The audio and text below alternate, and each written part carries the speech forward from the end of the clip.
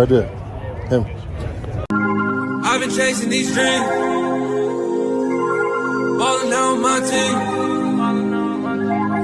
I make bread while I sleep. I don't stress, I just breathe. Being broke ain't my thing. I've been chasing these dreams. What's going on, family? You're watching Sports Talk with B. Watts. I'm your host, Bernard Watts. Only thing I ask that you do, hit the like button and subscribe to Sports Talk with B. Watts, if you don't mind. Listen, I want to talk about Shedeur Sanders and the Cleveland Brown football team. When you look at Shedeur Sanders, they are preparing for a joint practice today with the Philadelphia Eagles. Remember, Shedeur sustained an injury on yesterday. He couldn't participate in the practice, and he's day-to-day, and it's also been reported that he won't practice neither today. But my concern is, where will Shedeur be on the depth chart once this joint practice is over and the preseason game over with the Philadelphia Eagles this Saturday? After that, I want to know, where do the Cleveland Browns have Shedeur on this depth chart? And I will listen to First Take. ESPN analyst Louis Riddick, a former NFL player, a former personnel director of the Washington Redskins, was saying some things that really hit home to me, and I want to share it with you. Let's listen to this video clip of Louis Riddick of ESPN, and he's a NFL analyst, and hear the words that he had to say about this situation. Put it up on the screen. I'm just going to say this. Look, front offices, they're just not going to go ahead and throw in the towel when they haven't, in terms of moving Dillon Gabriel down, when you know during the pre-draft process and the pre-draft run-up, obviously they had him graded ahead of Shedeur. They did. That's why they selected him where they selected him. And the fact that they haven't been able to look at him yet, and it's only week 1 in the preseason, they're saying, hey, look, let's just keep it the way it is. Let's give Dillon a chance to prove that he does need to be moved down. And Shedeur has already proven he has an argument for being moved up. And we have the luxury of maybe doing this after this week. Maybe in their mind they already have. Who knows? You know, a lot of times depth charts don't mean a darn thing. They just give them out so people can have something to talk about. But in their mind, they already know where things are starting to trend. This week, these joint practices will be a big, big deal for Shedeur. Every rep really matters now going forward in order for him to really take that leap that he wants to take.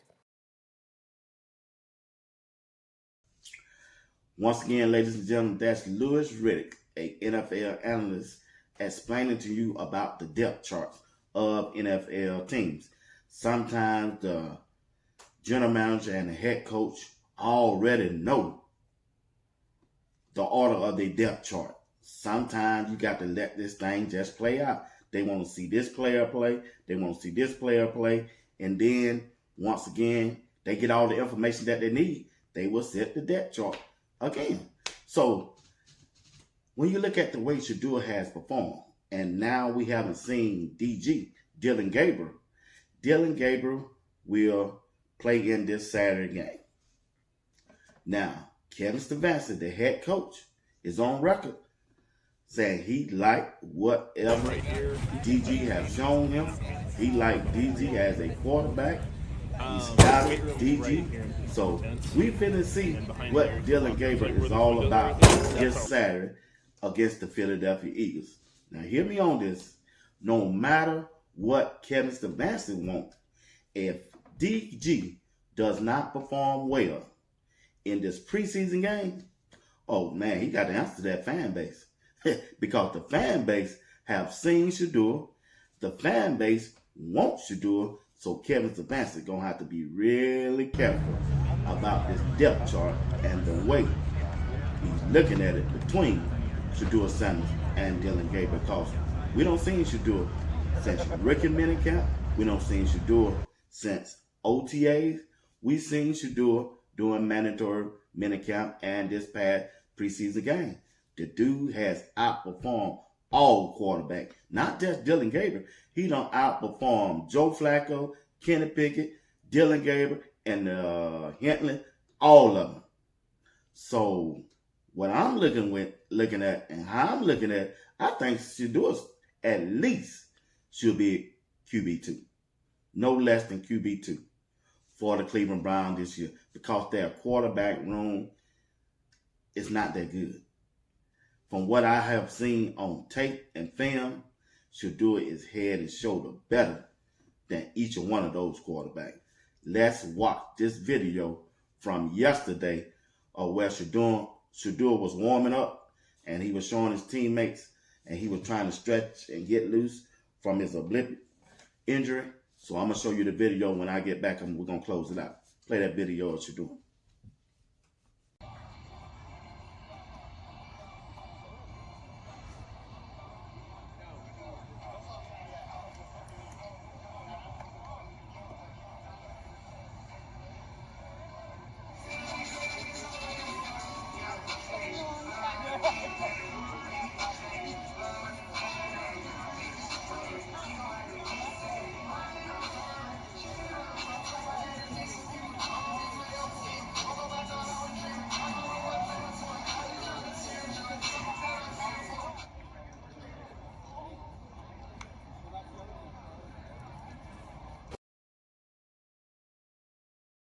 Once again, ladies and gentlemen, that's Shedeur warming up yesterday when he got injured.